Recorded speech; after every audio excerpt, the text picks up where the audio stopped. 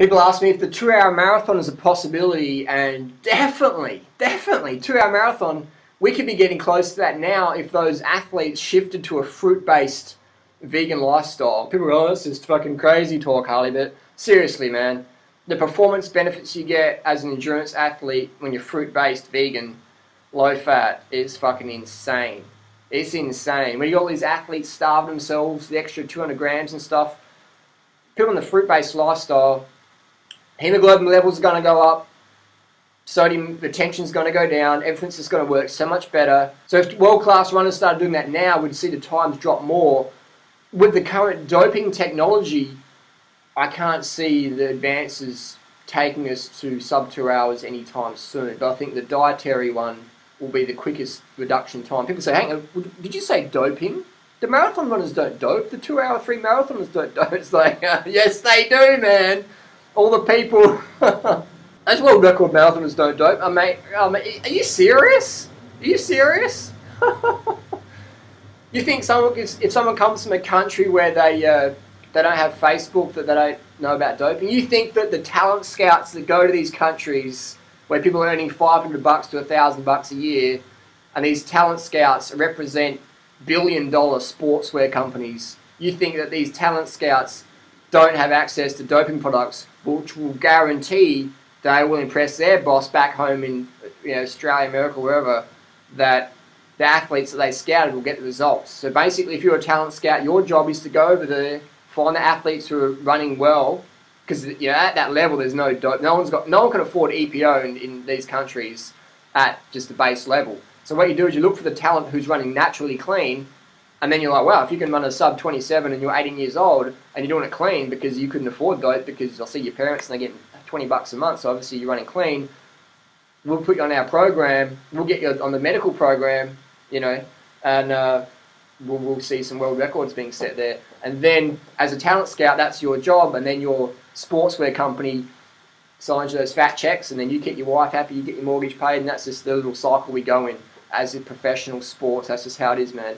And we've had recently some managers getting busted who are working in cycling doping, and then they get busted in cycling, so then they go to running and they go to these marathon countries and they sign up athletes and stuff like that. So it's interesting, isn't it? So the reality is that currently all the records in running is doping assisted. That's just how it is, 100%. So what I'm saying is that the doping technology is not going to advance that quickly, but dietary that's where it's going to be. People have to focus on their diet now. The doping, the training, yes, all as good as it's going to get. But the diet, man, if you're eating Big Macs and running 204 and you eat studying clean, you're going to drop down to that 201 sub 2 hour, definitely. That's just how it is. You put shit fuel in, or less than the best, and then you put the top fuel in, that's just what you're going to get. You're going to get better performance. So the training's not going to change, the doping's not going to change, the athletes' genetic potential is going to change, but the diet can change. That's the most limiting factor I see in the elite marathon world for that sub 2 hour, definitely. And anyone who says that doping isn't in marathon running, you obviously don't have a fucking clue. Not to be mean, but that's just the reality of it all. You've got no idea. If you think everyone's running clean at those marathons where there's $1 million up for grabs, you probably still believe in Santa Claus, don't you? Crazy. Okay, let's just pretend in our fairy tale world that no one dopes. Everyone's just running on toast and a bit of milky tea. That's all they're running on. Let's pretend they're not an EPO and on those hormones and stuff like that. Let's pretend they're running clean. Then if they started going clean and running 204, 203, and then they started doping, we'd be going, 158, 157, 155 maybe. That's what we'd be seeing. So anyone who says they don't dope, then we can do a 2 hour we can break 2 hours in the next month. And that will probably take 2 months for the EPO cycle to really start kicking in. So yeah, that's just the reality of it all. And for the record, this is a ripe banana, like that. This is not ripe yet. You eat that, it's going to be sitting in your gut like a brick. Look how easy that peels. And inside, perfect banana. That's what you're looking for. If you want to get in this 30 bananas a day gig, this one doesn't even bend. It's not ready. You eat this, you're going to be running with a brick in your gut. Try the fruit lifestyle for a week. Just eat nothing but fruits and vegetables for 1 week and see how much lighter you feel when you go for your morning run the next day. Just test it out. Test it out and you tell me.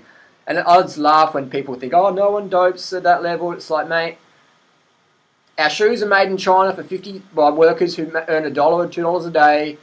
That athletes in certain countries that are going to earn $500 to $800 a year working in those jobs, when they have the genetic possibility to get on the program, medical assistance program, and represent these billion-dollar sporting companies. That's just how it is. I'm not saying it's right, I'm not saying it's wrong, I'm just saying that's the business model that's working right now. No exceptions, because it's a battle between those sporting giants. You know, who's got the fastest athletes, who's got the bigger billboard, and anyone who says, oh, but they wouldn't use doping to ensure that athletic success, that would be against the rules now. You know, we won't do that. It's like, you don't have a fucking clue how business works, do you, at that level? It's fucking cutthroat. Those athletes dying of heart attacks at 17, who gives a fuck? You know, don't do an autopsy report because that'll probably expose it. Just, mate, the talent depth in those countries is just so thick.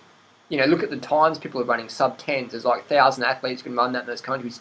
They don't care about you. You're disposable. Just, you get injured, fuck, shoot. It's like race horsing. They dope the horses up. They dope the greyhounds up. If they can't perform, they just shoot them.